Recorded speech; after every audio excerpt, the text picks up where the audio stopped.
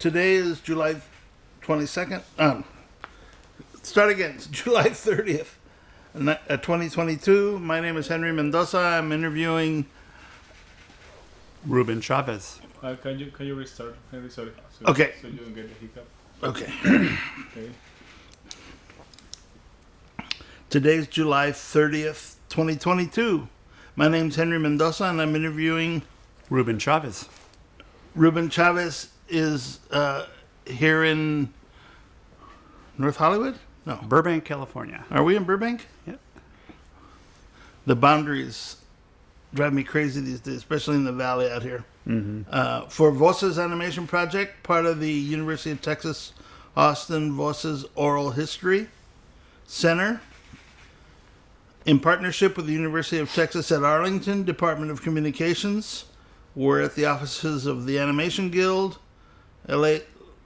IATSE Local 839 in Burbank, California. Mm-hmm. Thank you for agreeing to do the interview. Thank you. And joining us.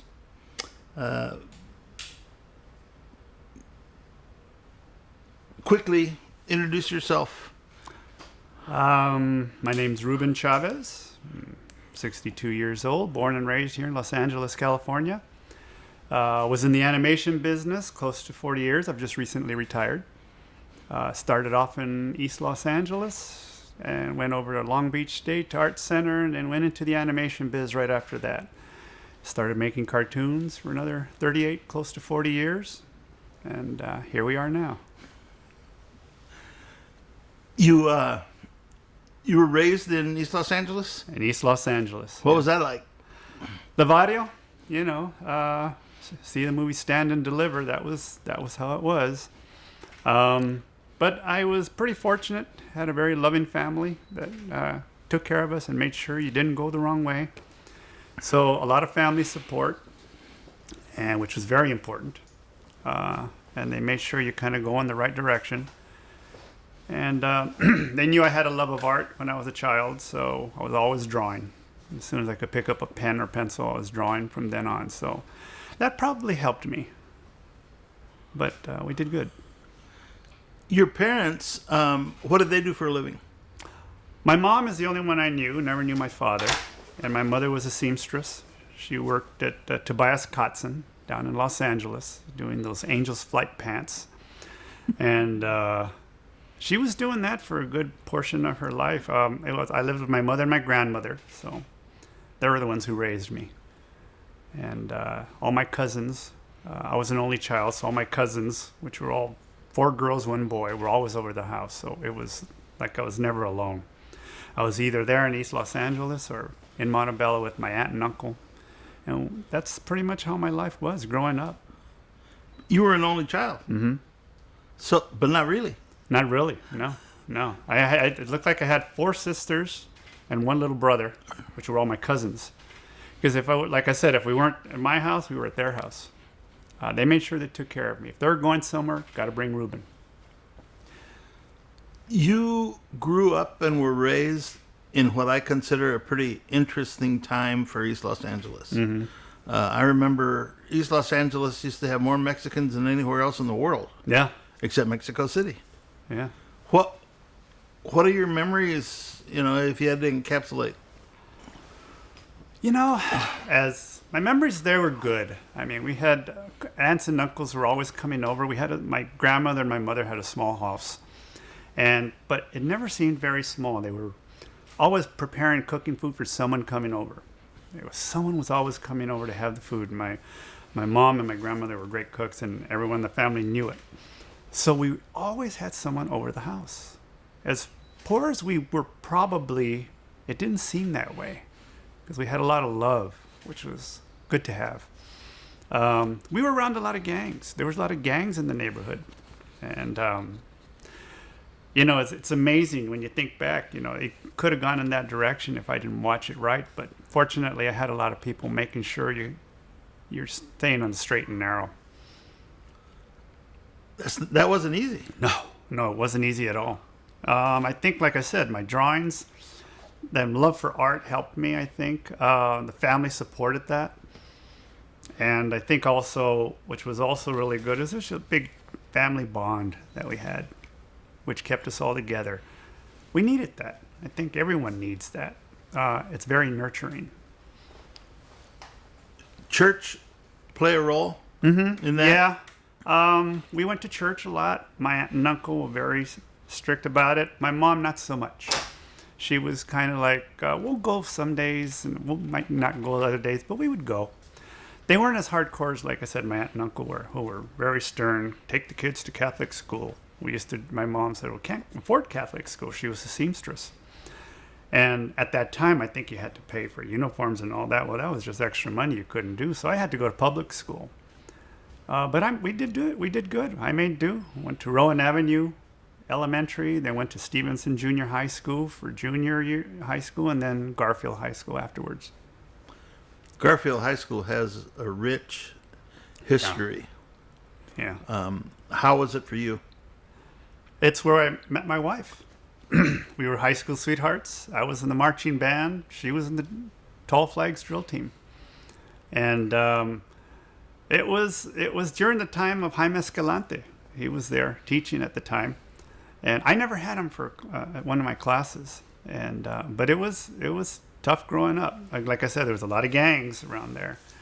But they're different back then. I don't know how to explain that. Maybe they just they keep to their side, you keep to your side. You don't bother them, they don't bother you. You'd go cruising down the boulevard on the weekends like everyone would do in their cars, and that was the thing. Go to the football games and whatnot. Go to Salesian High School for the dances, and Did that affect or impact what your vision would be of extended family? I mean, because probably. Yeah. Yeah, I mean, I had a lot of friends in the neighborhood, and we all hung out, and we were all together. As a matter of fact, one of my good compadres I knew since I was 5 years old. We are still friends today, and a lot of our high school friends, we're all still, there's a pack of us, 4 couples, 8 of us all together, and we all are still together. So I think that was our second family outside of our regular families. outside of the DNA. Yeah, outside of the DNA. Athletics, you were in the marching band. I was in marching band, but I was also in the track team, which is kind of ironic because I was a skinny little kid that was couldn't get into the football team, and that's the reason I got into the marching band, because I figured I can't get into the football team. How am I going to get out in that field and have some fun? And I figured, well, I had a love for music, and I was really good at it. So in my junior year, I figured I'm going to learn how to get into the band. So I learned the piano, I learned how to play the baritone, the trombone, the trumpet. Got into the marching band my senior year. And got really good at it, too. Got into jazz band as well, and that put me on the field. And that's where I met my wife. She was Tall Flags, and I was marching one way, she was marching the other, and next thing you know, 42 years later, here we are. Did you have that bug for art that you had as a child? Yeah, Still? yeah. I was always drawing. I drew more than First time I picked up paint was when I was in college. Never picked up touched paint. Couldn't afford it. So I was drawing like crazy. And the family knew it, so they were constantly giving me drawing pads and materials and stuff. And I was always into comic books. I thought I was going to get into comic books at one point. Then I realized, when I realized everything was in the East Coast and how much a comic book artist was making at the time. And I thought, oh my Lord, I think at the time it was like $1,200 a month. I thought, I can't live on that, So I said, well, I love animation. Let's get into that. So I just figured, let's see what I can do. Went to Long Beach State, and I think I was there for 3 years. And I worked at the Queensway Hilton Hotel in Long Beach to kind of work my way through, because I didn't have enough money. We only had grants, so that's the kind of stuff you did. I remember checking in. I was a bellhop, and I ended up checking in one of the art directors from a big ad agency. And I told him I wanted to be an artist. We got to talking, and he says, go to Art Center. I'm like, what the heck is that? And so the next thing you know, I'm submitting my portfolio, and then 2 weeks later, they accepted me. Little did I know that how much it costed to go there. So I took out loans. Don't know how we did it. My wife and I were just newly married, and I was there for another 3 years. But I just kept on going. That got me into animation. Right after that, I got out and started hitting the pavement, going to the studios, and I think the first one that's when I got my first job in the business. Can you remember when the word animation came into your brain and what it meant to you?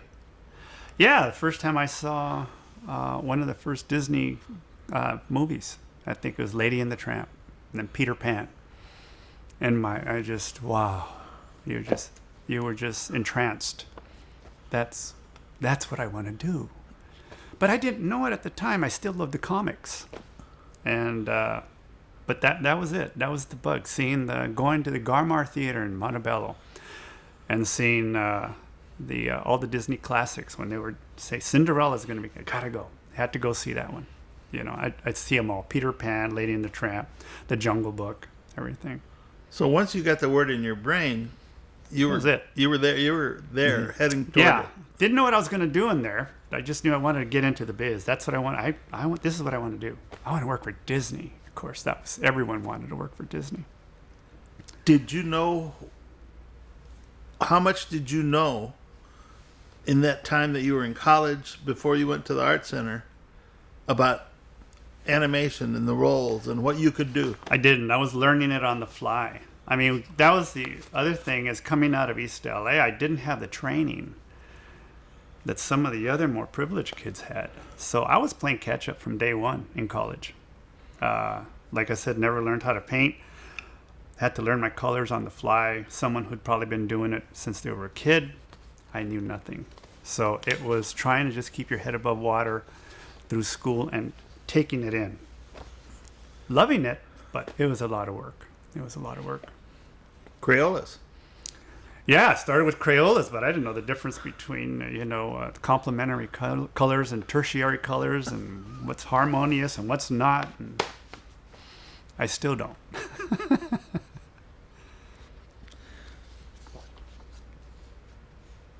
Television.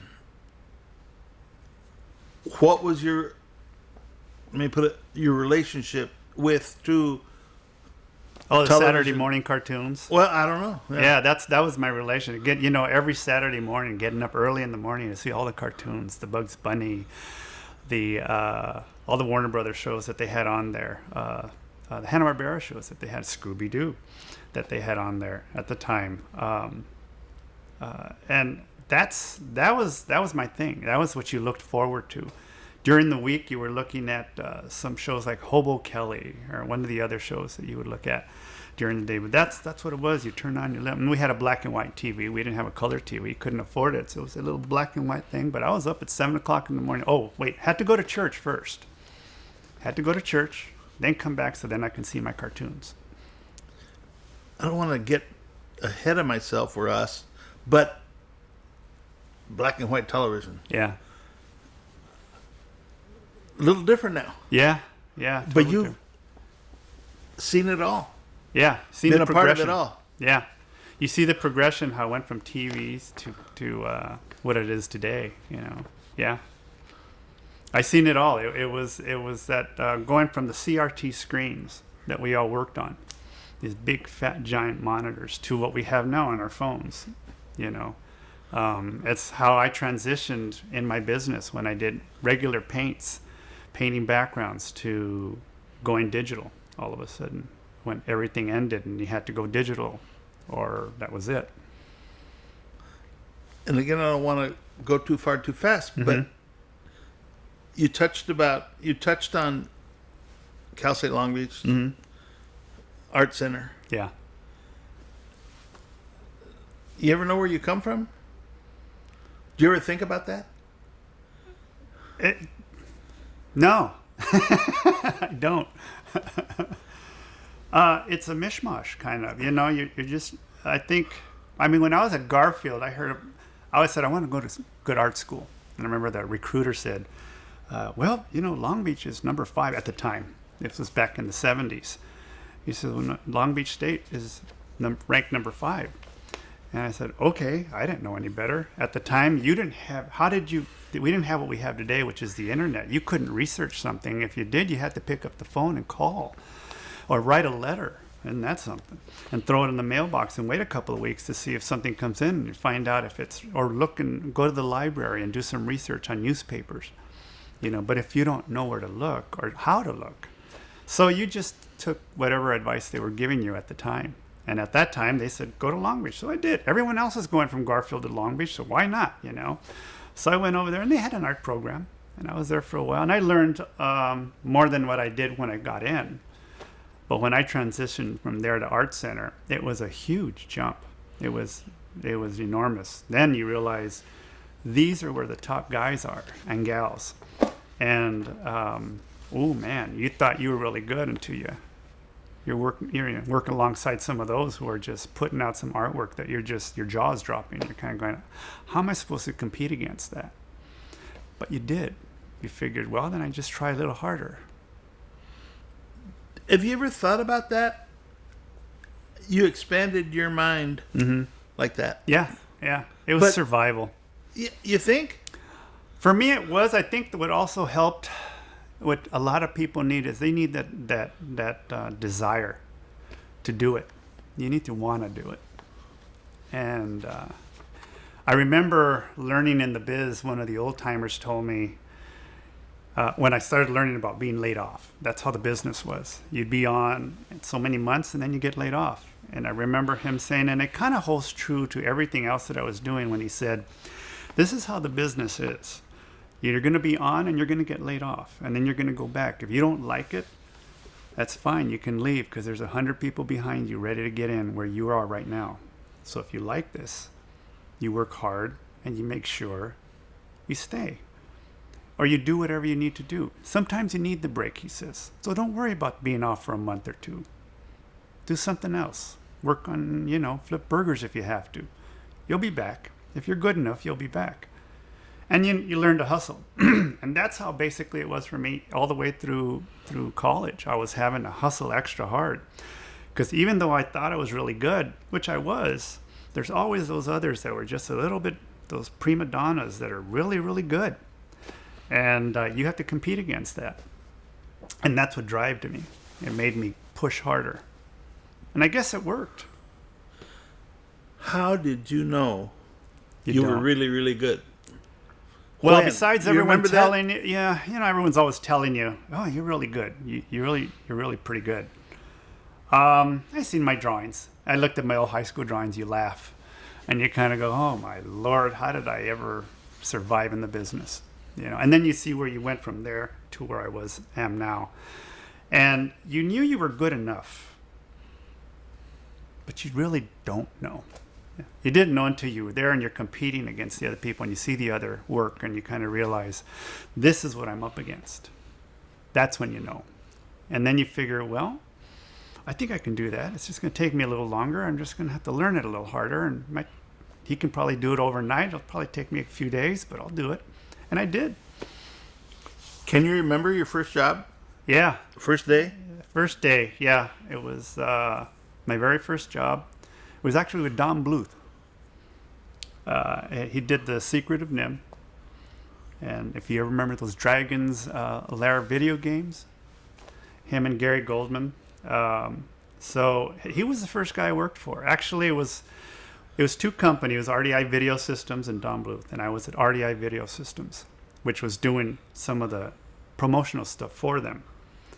Years later, I would end up working with Don again on a digital version of that Dragon's Lair. And that was the first one that I worked on. It was that video arcade game, Dragon's Lair. You just skipped over a lot. Yeah. Because you said your first job and now the digital version. I mean, that was like a good... That's a gap. That was like a good 10, 15-year gap when we ran into each other again. In our business, you are bouncing from one studio to the next all the time. You're lucky to be on a project that's going to have years on it. And if you had years on it, boy, you were blessed. You were blessed to be in it. But it was very common, especially in the early animation years, when you would work 9 months and you'd be off for probably 3 or 4 and go back on when the season started again. And the new Saturday morning cartoons would get started. tell me if I'm wrong. The culture I was raised in, I had uncles and 20, 30 years at Kaiser Steel or whatever. Yeah. That's not your business. No. And everyone thought, when did you figure that out? The very first time that I got my first job, and I got laid off 9 months later. And then all of a sudden I came home and I realized I had the pink slip, and my wife, I'm telling her, oh my God, and she's looking at me kind of going, okay, she was in engineering. So her boss gets on the horn and says, hey, Ruben's out of a job, and he was hiring all kinds of people. See who you can get to hire him. And I was an artist. So they got me into aerospace, doing technical illustration for the time that I was off, until I can figure out what the heck was going on. I was at Hughes Aircraft. So I worked at Hughes Aircraft for about a year. And then I got back into animation after that. Where was that? Where was your place of work? At Hughes Aircraft, where it was in El Segundo, which now I think is Dish Network. So I think because they took over at the time. It was the radar division of Hughes Aircraft. And so I was there doing technical illustrations for all these engineers and doing straight lines and everything. It's art. You have to make it look pretty. So got a secret clearance and everything.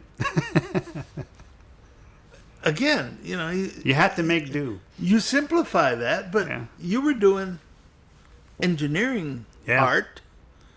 I was working on the What were you F-14. thinking? I was thinking, what am I doing here? This is not what I was thinking of doing. They were nice. I was getting paid okay. They really liked me because I was a temporary worker, yet they gave me a window seat overlooking the LAX, seeing the planes landing and taking off, and I was a temporary worker, but they loved my artwork. And then they found out I could do portraits. So then I'm doing all these birthday and anniversary cards and whatever for the next 6 months. I would call that internal art, huh? I guess so. And it kept me busy till one of the studios called and said, hey, you ready? And I'm like, yes, here I am.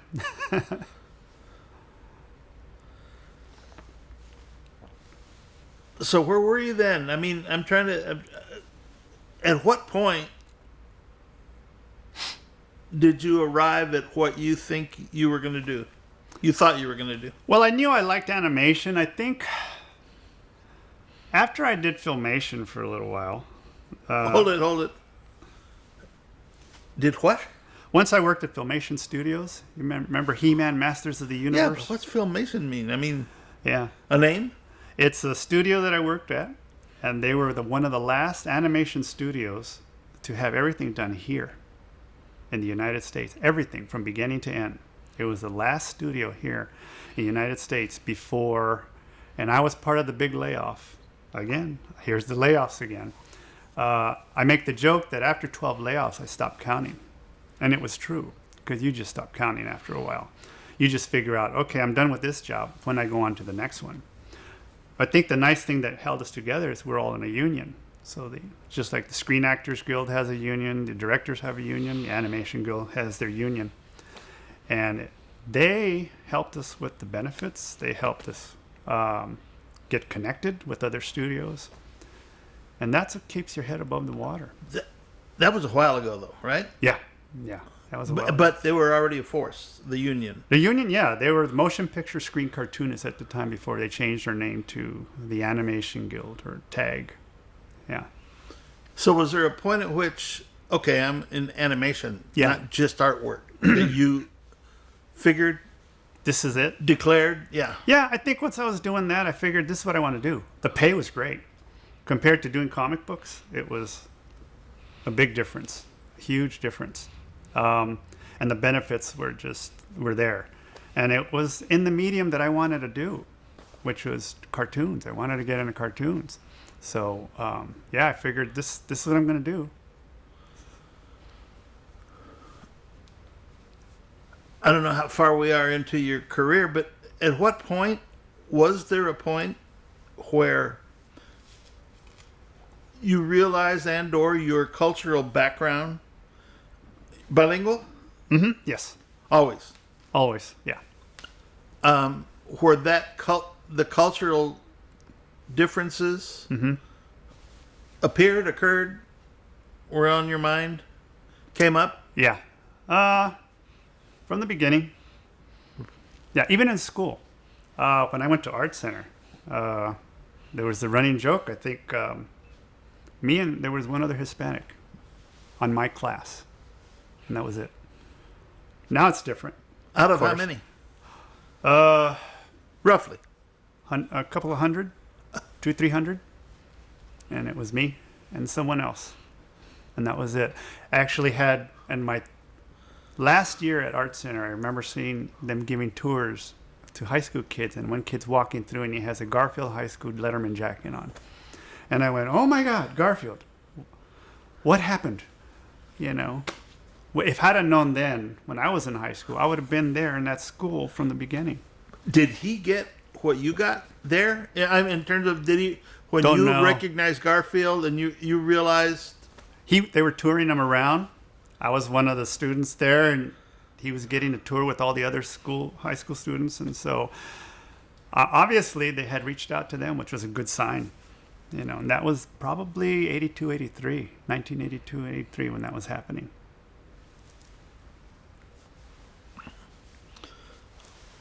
You're retired. You had a good career. Yeah.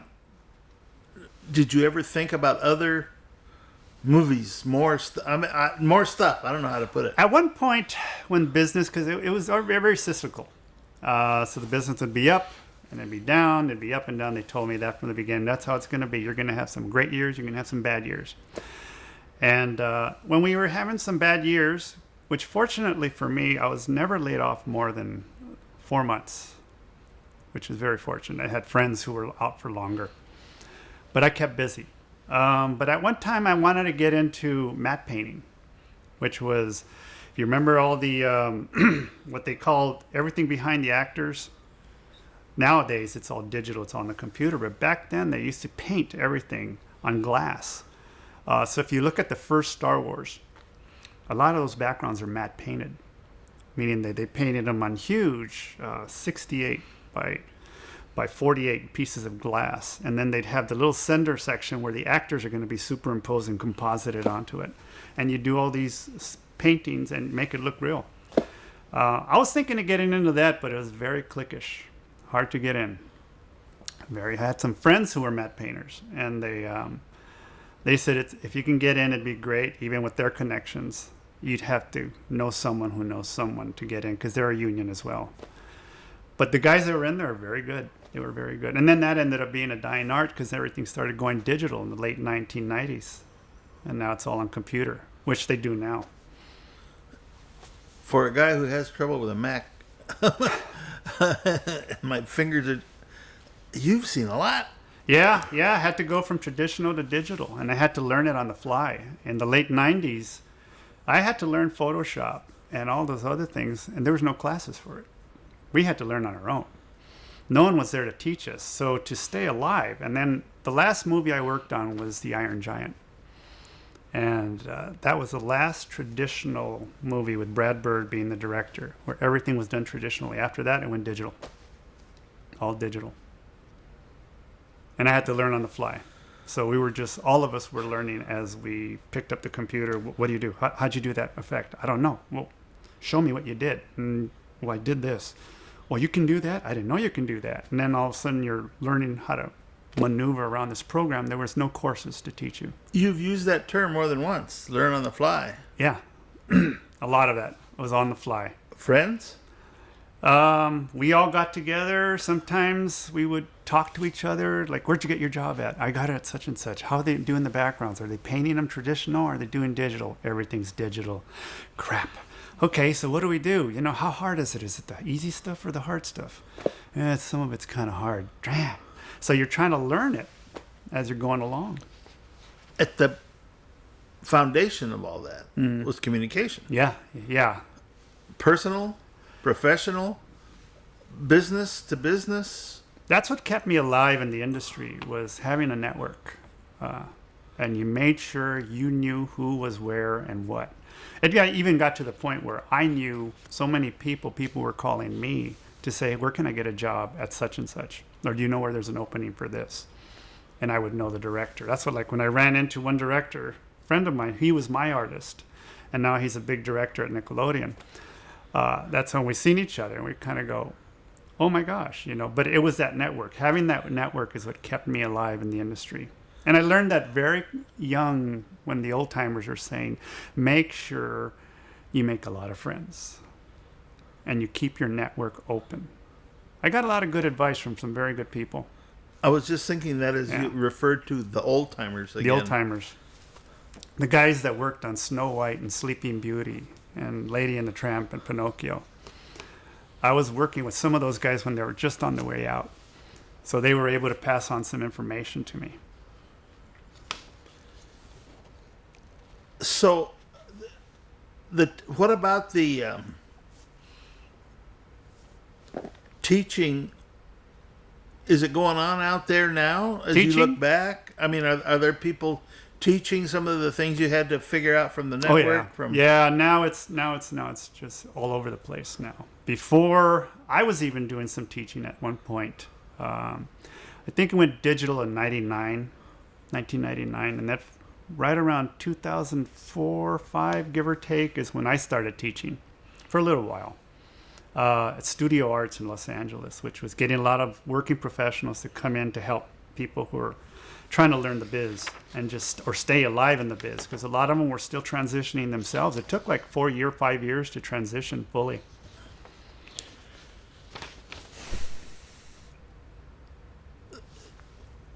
Can we go back to the art center? Yeah. What was the relationships you and the art center going forward? Have you sent people back, gone back there? No, they were just the machine chugging us out at the time. Other than seeing Garfield? Yeah, I think we had our friends that we were in the same class with.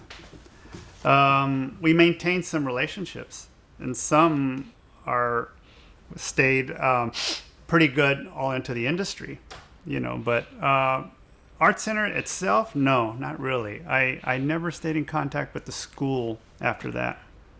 But it sounds like they taught you a lot. Yeah, you learned a lot. You learned a lot when you were there. Yeah, I was very thankful for learning what I did.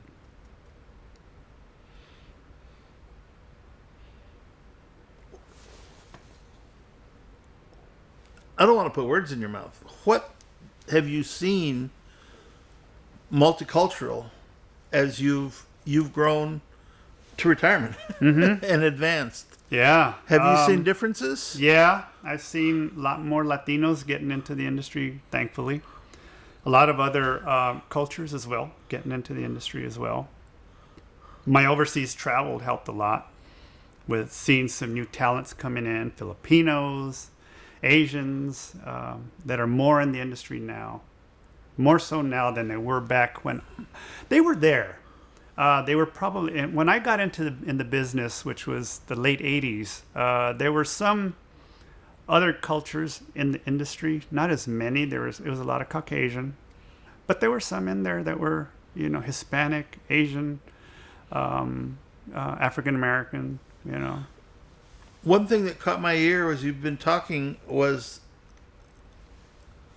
the country and doing stuff there, and the experience you had in the Philippines. Yeah, when I went overseas for Hanna-Barbera. Yeah, one of the studios I went overseas for. It was Hanna-Barbera and Universal were the two studios I went over, but Hanna-Barbera was the one that I went overseas for.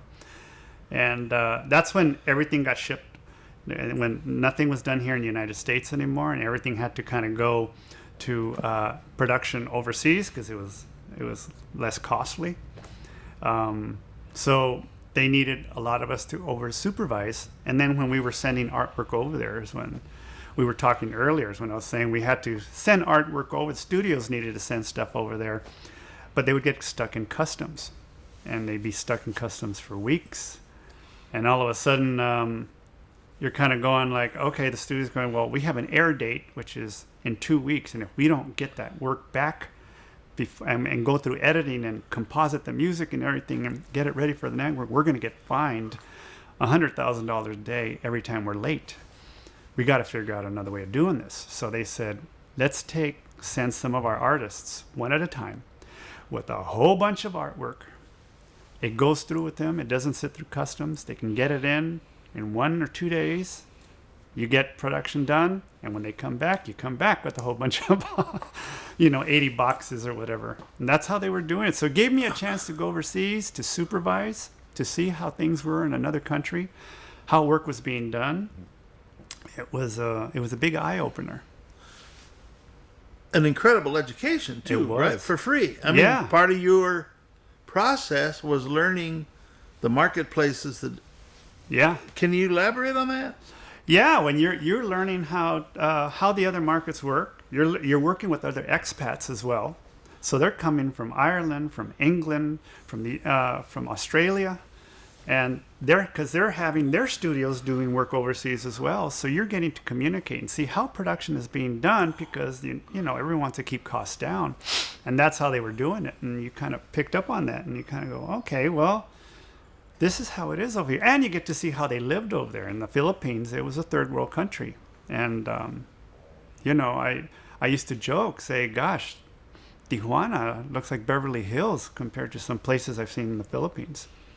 But the Philippine people were just absolutely wonderful. They're loving, they're caring. They were never rude. They were very, very good to me. And they were my father-in-law was in the Philippines when he was in the military, so. But that's another story. More cultural lessons. Yeah. About cross cultures. Yeah. Mixed cultures. Yeah. Diversity. Diversity, yes. Yeah, yeah. You got a mishmash there. I think I even brought one of the pictures that shows all of us in there together in one of the studios.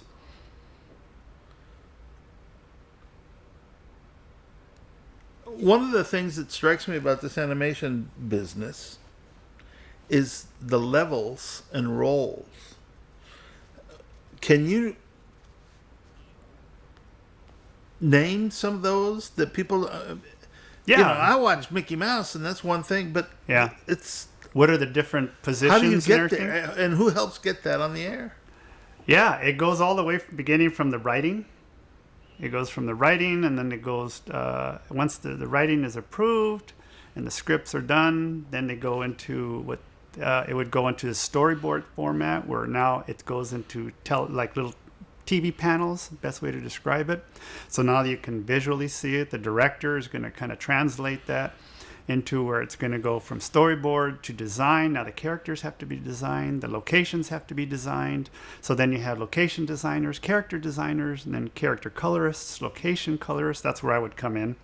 I would either be the background painter or the art director, depending what job I was on, where you would art direct the whole color of the whole show. And then you have the animators who were doing everything, the drawings, and then the in-betweeners who were helping the animators. And then you had the effects artists, and then you had the music, and that's all being composited all together and made into a cartoon. All those layers. Yeah. Have they changed? Yeah. Because of technology? Yeah. Oh, definitely, it has changed. Yeah, it went from all traditional stuff where you were painting characters on cells and the backgrounds were being done on papers and boards to everything digital. Everything's on the computer now. Nothing is done traditionally where it was. I got to see the last phase of how animation was. I remember at Filmation Studios, all the ink and paint department was 600, mainly women and men, who were coloring all the character cells, lined up, just one after another, lined up. And it was all being done so that each one of the cells can change. And each cell had to be painted and colored and everything like that. And they don't do that anymore, cells. Now they're selling the cells in galleries and whatever, where they used to throw into trash cans. And then finally someone at the studio said, hey, we could make money with this. Why are we throwing it away? I had one of the old backgrounds, and when I was at Disney, one of the old backgrounds, the artists, they would paint their backgrounds, and they're in archives now.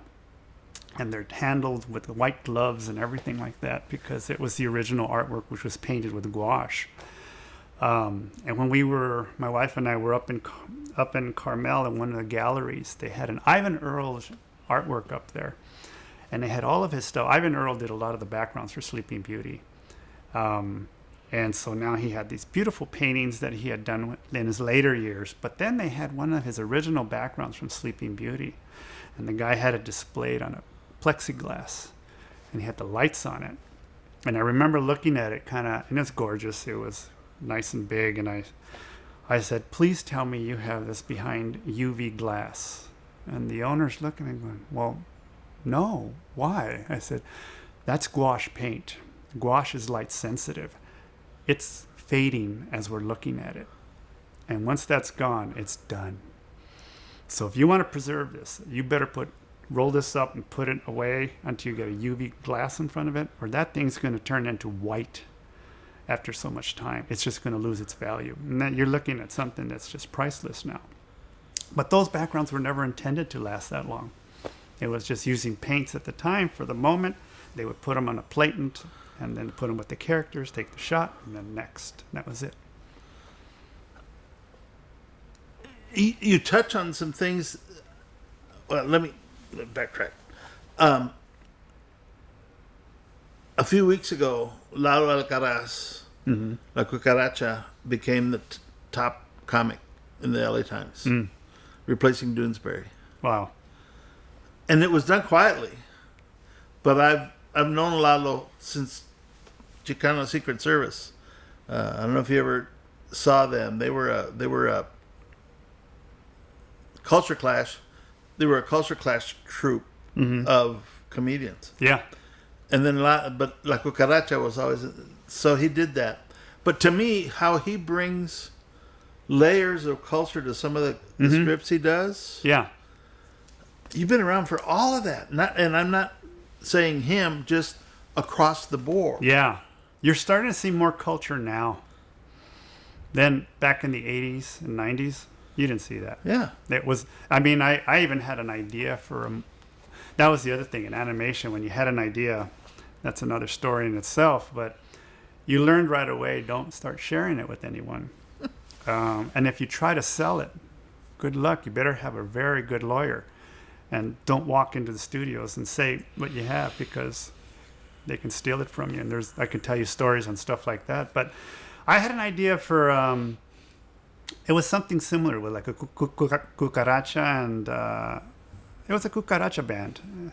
And my brother-in-law even had given me some ideas, and I was starting to draw it all up. I had the scripts up. I had the drawings all ready. And immediately they were like, no one wants to see stuff like this. And that was in the late 80s, 90s. Because at that time, they didn't. It wasn't going to be possible. Now, yep, you can definitely. What'd you think when you got that reaction? Yeah, you got dejected. You felt bad. And you thought, gee, really? This would really be funny. But there was a lot of barriers to go over at that time as well. And you knew that. Because I tried pitching shows. Me and another director friend of mine have pitched shows before. We were at Disney. We had a great show. We were ready to pitch. And the young kid that was writing the show was with us. Just to give you an idea how the studios work. And there was 4 shows being presented. They ended up greenlighting 3 of them. Ours was the one that they didn't greenlight. The kid that was writing the show, we loved his script and everything that he had. I was doing the artwork. My director friend was getting all the character designs going. And what the studios do is they say, okay, well, we're not going to let you have that show, but you're going to stay with us for the next 2 years, and you can't shop that idea to anyone else for 2 years. And we're going to keep you here sitting behind a desk, basically, doing development. But basically, they're hanging on to him. So he doesn't. Am I going too far to say it's like a hen sitting on an egg until she's ready? yeah. Studio, and that's how the studios are. The studios are exactly like that. I mean, you have to be. You learned right away. If you have an idea, you better make sure you have someone good to represent you. Don't even say the idea. But that's how the business is, and that's another story in itself. Tell me. Oh, I mean, that's if you, like I said, a friend of mine had a great idea, and one of the studios took it from him. He walked in, presented the idea, and all the artwork and everything, and then left. And then they told him, "This is a terrible idea. We don't like it." it's crap. And then 2 weeks later, you find out the studio greenlit a show, a movie that's going to be based on what he had. And he said, what could you do? You couldn't do anything. And everyone's, oh, can't you sue the studio? And he says, yeah, I could sue the studio, but then I'm going to get blackballed, and that'll be it for me. So he learned from that. And he said, so next time he walked in with an idea, you go in with a good agent that knows what to do, and that's what you need. So that's why that you found out right away how the industry was. It's ruthless, it's cutthroat, but it can be rewarding. But it's like winning the lottery at times too. One of the executive producers I worked with, it took him 13 years to get his show finally going, and he's the one that did Phineas and Ferb for Disney. What just came out last 10 years, Disney, the Spanish language, I'm at a loss. Encanto? Yeah. Yeah. That was done up in Pixar. It sounds like you know of or have watched or heard about or created your own version many times. Yeah. You know, and who knows how that movie evolved to where it is today, because I don't know the backstory on it. I just know from other stories that I've heard how movies, and they do. That's just part of how the business is. If you can manage to get your original idea from beginning to end the way you wanted it, boy, that's an achievement in itself, because it will change by the time it gets to the finished product. A lot of hands will have touched it by the time they're done with it. And isn't that true with even live action movies and stuff? You always hear they originally started, the Anne Rice vampire movie that got changed around. They're doing it all over again. Have you been aware of all of this, frustrated by it, been a part of it in any way, shape, or form? But you're creative. I mean, you do. Yeah. You still work. Yeah. You're creatively, you're still dishing it out. Am I aware of it? Yeah. You know, and as you got more into the industry, you start learning the industry more. And then you started learning what's going to work and what's not going to work. And it's refreshing to see some of the studios at one point started putting out ideas. I think that's how a good friend of mine, Eric, who's being interviewed, got his show up and going, because Nickelodeon was needing to put out product. And they said, you know what? We just want to throw ideas at us. As silly as they may be, just give them to us. Because we want to produce them. We need product. We need stuff to put on the screen, because we can't be doing reruns all the time. And we need to compete with the other studios. And he was able to get his out there, and it hit. It became a hit. And that in itself is a major achievement, because to have that done is very hard to do right now. Studios aren't doing that right now, but at that time they were doing it. So it was that little, and you're aware of it. You know how hard it is for that to happen. So that's why it's good and refreshing to see that, but you know how hard it is to get stuff out there. If you've been in the industry and you know how it is. You know how difficult it is. It is extremely difficult to get a successful movie or show out there. It's just not going to happen. But we're here in Southern California, Yeah. LA, Burbank, whatever you want, East LA. A lot more here in that regard, Yeah. in terms of the business at every angle, than other spots in the country. Right. Yeah. So it's the main heart right here, and everything's happening here, and it's just nonstop because the studios are here. Even though everyone's working, long distance now, I know a lot of studios are doing that, where they're hiring artists and they're still so many states away or even in another country. But this is still stuff is happening here, which is kind of nice to see everything come back here again after the pandemic. Over the course of your life. Yeah, it's Things just have changed. everything. Yeah, it has changed a lot. gotten different, Mm-hmm. better? I would say so.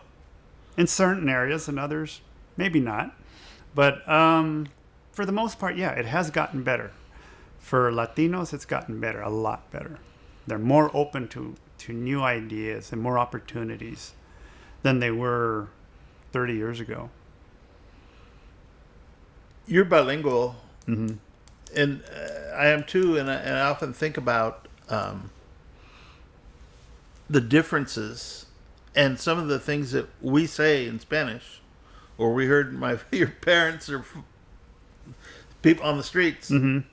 It's got a lot more. It doesn't always translate. Right. It doesn't translate as well.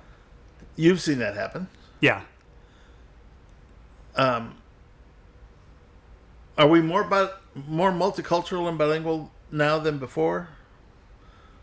I think it's more accepting to see it. Whereas, let's say 30 years ago, if someone tried what they're doing now, you'd get a lot of backlash maybe than you do now. Now you don't. You're not, because I mean, nowadays we're getting hit with so many different things. It's just, I think we're turning numb at some points, because it's just so much coming at you at the same time. There's no shock anymore. The shock value is kind of leaving. Advice for young people getting out of Garfield High School? I mean, where do you think? The Vadio or whatever? Yeah. Whatever.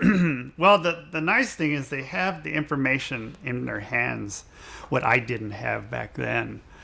But my advice would be is if something interests you or you have a passion for something, definitely follow it. Go through with it. Do not give up.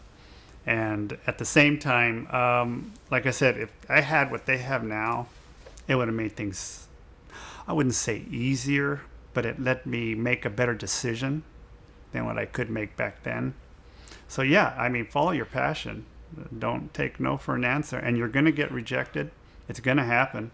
I got rejected tons of times. And that just, you end up getting a hide of steel where it just bounces off of you. And you go, okay, well, I'll go to the next one. And that's what you do. Who taught you that? I think my family did. My family taught me that. And I think it was also a combination of peer pressure, not wanting to fail, but a lot of support from the family as well. I think what helped is that they were there saying, don't worry, they don't like it, someone else will. It was always like, don't give up on your dream. And that's the thing, you don't want to give up on your dream. And a lot do. And I remember running into some people who were, even at Long Beach when I was working at Hilton to pay my way through school. And I was working with some guys who had already graduated from their art department. And I'm like, well, what are you doing here? He says, well, I'm not sure if I can make it out in the biz. I said, well, you don't know unless you try. So you have to have the drive. You have to have the desire. And I guess they didn't. And a lot of artists will find out right away, especially when you have competition hitting you left and right. If you can handle it, you're going to find out right away. Because there's so much competition out there. Just tons of competition. It just keeps on coming. There's always someone doing something a little better. As I've gotten to talk to you and interview you and know you, I mean, I don't know how you did it. You are well, you're not a... there's not much typical about you. Mm-hmm. Just the whole notion of keep coming back. Yeah. My God, there's so many people I know who just, I'm done. They give up. Yeah, it was the thing that I think the other thing that drove me is I knew I wasn't the best artist. I never considered myself that good. Other friends would say, no. You wouldn't have been in the business that long if you... And I said, maybe. But maybe that's what drove me.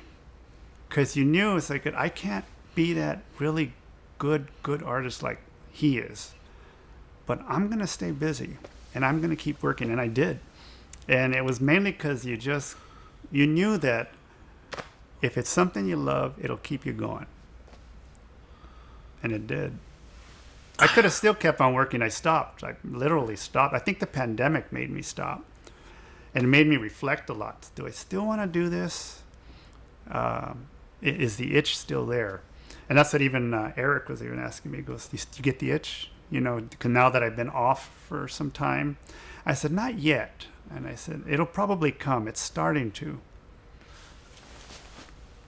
You do artwork Not yet. at all? I pushed it aside because I was doing it for 42 years, 45 years. And right now I'm just taking a break. Call me. I want to see it. Because I would be anxious to see My stuff. whatever comes New or old stuff? Well, the old stuff's out in new. to be seen, and my website and everything. But the new stuff, yeah, if I do my own stuff, it's going to be, we love wine, so wineries, and I'd love to do vineyard, pasture kind of backgrounds things, just showing the rolling hills like Paso Robles, having the oak trees, something beautiful like that. That I could see myself doing. Right now, we're kind of like getting used to being retired and enjoying the time off that you didn't have before because you were doing 12, 14-hour days. And it's just, you get tired of that after a while. And the long drives. I guess let me ask about, you alluded to it, but passed over it. It wasn't the whole female role. Does it matter? Is it in the business? The females in the animation business? It's more so now. Yeah, it's very prominent. They're making an effort to do that, even more so. It's actually probably being pushed more than it should. And the studios are doing it more because they're trying to be correct. And a lot of times that hurts everyone else. Without pointing out any studios, you kind of just go, don't forget the other people. Don't forget the other talent. I know we want to we want to diversify. Great. That's a great thing to do. But don't oversaturate it to the point where it becomes obvious. You want to have that perfect mix. But get someone for their talent, not necessarily for their race, creed, or color. And it's good to get someone, us, like I said, the Latinos, the men, the women, different races, they're more in it now than they were 30, 40 years ago. Way more than they are now, which is very refreshing to see. Was there a moment in your career or moments you would single out for achievement, for satisfaction? Yeah, there's a few times in my career that I was just glad I was there. I had some good times in some studios. Some projects that I worked on were really, really rewarding. They always come to mind, and we talk with friends or whatever. All my years at Hanna-Barbera, I loved them. I just had a blast there. And then went over to Turner Feature Animation, which came out of Hanna-Barbera, and working on some movies like Cats Don't Dance, and then working on The Iron Giant for Warner Brothers was just so fulfilling. It was doing something you really enjoyed and said, this is why I wanted to get into the business. This was it. And it's my feather on my cap. I'm so happy to be a part of it. And it was working with some super talented people. And in those movies, I made such lifelong friends. And that's where it became so rewarding. And that's when those times that overshadowed the dark times when you were getting the layoffs and when couldn't find the job for so many months and you're wondering, is this what I really should be doing? Because you question yourself, you always do sometimes, but then you got to make yourself stop thinking like that. Just keep going. Well, you were wondering why. I mean, after listening to you and getting to know you a little better, that's why you were selected. Come on, you're exemplary. I hope so. Yeah, Jesus, and you've been through a real interesting part. Okay, we're done. What else? Is there something we have to do to wrap up? No. Not really. We need to get a story from him for the other part of Voces. I don't know how his uncle. I don't know whether The Korean War. Sure. Let's just ask. Just go and you'll edit it. A little Yeah, mark here there so you I go. know. Okay. Okay. Just throw the question. What was it? Yeah. Your uncle? Yeah, my uncle. I'm gonna give you his name. Manuel Hawkes. What's his name? Jacquez. Jacquez. Okay. And he was born in El Paso, Texas, died here in Montebello, California. He was in the Marines. He was my father figure. And apparently he was in the Korean War. Never talked about it when he was alive. Found out after, when he passed away, all the details about when he was in the Korean War. But he was in the Chosin Reservoir battle, which is, they've made documentaries on, actually, I found out. And, look up in PBS, you'll find it, the Chosin Reservoir. And that was a nightmare in itself. Chosin. And he was one of, and I hope I get my numbers right, I think it was like 15,000 Marines that had gone in there under orders of MacArthur to go in there to kind of push the North Koreans out. And of course, as they went in, they got encircled by the Koreans and the Chinese. And then it was another 2 weeks or 3 weeks or 4, I think it was a month, and it was in freezing conditions, terrible, terrible freezing conditions, when the weather was so bad that when they were shooting at each other, bullets would be going into soldiers and they wouldn't bleed out because it was so damn cold. The blood would coagulate before it even reached out.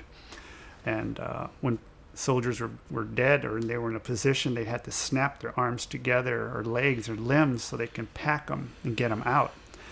And so he was in there trying to get out. And then they had refugees that they had to get out. And out of those 15,000, I think 1,500 survived, and he was one of them. And he had shrapnel that had blown up behind him. But at the time, my grandmother, his mother, had 3 sons in the service. One was in the Army, one was in the Navy, and one was in the Marines. And 2 of her sons had died already, and then she got word that he was probably the 3rd one that was going to be dead. And then they sent her a notice and said, "We're sorry, we think he's gone." And it wasn't until 2 weeks later she gets notice that, no, he's actually alive. A bomb had blown up behind him or something, shrapnel had hit him. And that's how he got out. The interesting thing was also years later, at my 50th birthday party, my uncle was there, and my wife's former boss, who was in the Navy, he says, "He was in the Chosin Reservoir?" And we said, "Yeah, well, I was on the ship. We were bombing the Chinese and Koreans to get them out so we can get our guys in there to help them out. I never knew." He says, "If I would have known, we could have talked to each other." And they were probably a few feet away from each other. And they're in the same war. But he never talked about it when he came out. He survived, got the Purple Heart. And that was it that we heard of. And then he ended up being in the Los Angeles County Sheriff's for a while, and then left that, and then became a butcher at Vaughn's for the next remainder of his career. And it wasn't until he died that we found out all this information that he was in the Chosin Reservoir. He was one of the Marines in there trying to get, and they got all the refugees out, as a matter of fact. All the refugees. Not one of them was left behind. They got them out as well, that wanted to follow with them. And apparently I heard that he was awarded some, like the Congressional Medal of Honor or something very prestigious. And he was supposed to go to the White House or something to get it. And he said, "No, I don't want to. That's part of my life I want to forget," because it was hell for him. And we didn't hear this until after. But he was very quiet about it. And my cousin, I remember, said, "I can understand now why at times he was the way he was." Can you imagine coming back and seeing all that death and horror and then just shutting it out? Ugh. It just made my jaw drop, and just think of him even more with pride. Those are some of that's an example of what hopefully is coming out of where this all started. Yeah. With World War II and Maggie's project originally. The untalked about heroes. That's an incredible battle that happened. I never knew until we found out afterwards, and I said, "What is this Chosin Reservoir? I never heard of this." And then I looked it up, and there's documentaries on it. And then you see the survivors who came out of it, where their hands are just their fingers are gone. They're, you know, from the frost bite that they had. It's just amazing. Thank you. Thank Anything you. else? I think that's it. Let me know when you're ready. Yeah, it's wrong. So essentially, when I was at Hanna-Barbera again, I figured I wanted to get into voiceovers because I could do some of the character voices. And I probably should have because I was really good at it from what I'm told. So they had some, at that time, there weren't that many Latinos doing voices. This was late 80s, early 90s. So I took classes. There was classes, and one of them was being taught by Susan Blue. It's one of the preeminent voiceover directors, voices. It's been in the industry for a long time. And it was the name of the class studio that they were teaching was right here nearby in Burbank. Del Mar Media Arts is what they called it. And I took classes, got my voices recorded, went over to the studio, did some voices, got some training, and then I put out my cassette tapes. At the time they were cassettes. I put those out, and I got some bites from Creative Artists Agency and a couple of other agencies that were interested in me. And then I was at a crossroads, and I kind of wonder if I should have ever done it, but they wanted me to get going with it. And I said, I'm really loving my art right now, and I don't know if I'm going to be splitting my time with the voices or doing the art. And now, had I known then what I know now, I should have said, yes, let me do this, because you could do both. Now it's just extremely hard to do. Extremely hard to do, because a lot of the actors realized, hey, I can make really good money doing this. And I don't have to get dressed up. I don't have to put on makeup. I work for 4 hours a day, and I'm going to get paid just as much as if I had to go to the studio and work for 12 or 16 hours. I think I like this. Boom. And they started doing the voices, and that little window of opportunity closed real quick. So, yeah, woulda, couldas, and shouldas, but I have no regrets. I'm happy what I did. You've done well. There it is. Thank you. For posterity.